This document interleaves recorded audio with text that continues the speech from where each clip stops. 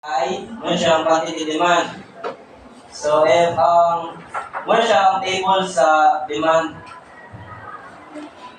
So mo siyang price kay ubo man barato ang price. So makita na to diri sa quantity demand kay dako ang mupalit kay gamay man ang presyo. So kung gamay ang presyo sa product, daghan mo palit. O dako po lang kita na diri sa ubos kay dako man ang presyo.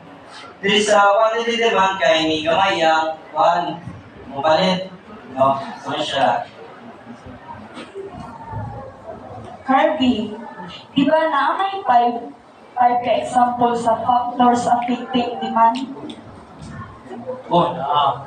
First, five example sa factors na affecting demand. First, kay consumer taste and preferences. Ang panglasa, ang galing consumer taste and preferences, guys, ano siya ang panglasa o kagustuhan sa customer. For example, Pepsi o Coke, kung asa ito yung gusto, malamihan sila kung tayo, sabihin mo din ang Coke, dito yung piliin. Kung mas taas ang quality ng product, taas ang demand, makuha nila demand. Number 2, population. Kung taas, for example guys, population.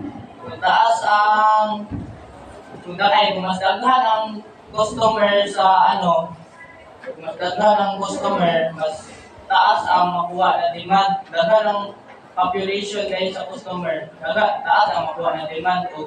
O gamay ra sa makuha nila na demand. Number 3 kay price related goods. Naano siya duha ka ang price related goods. First kay substitute goods. Ang example lang ng substitute goods kay tayo kape.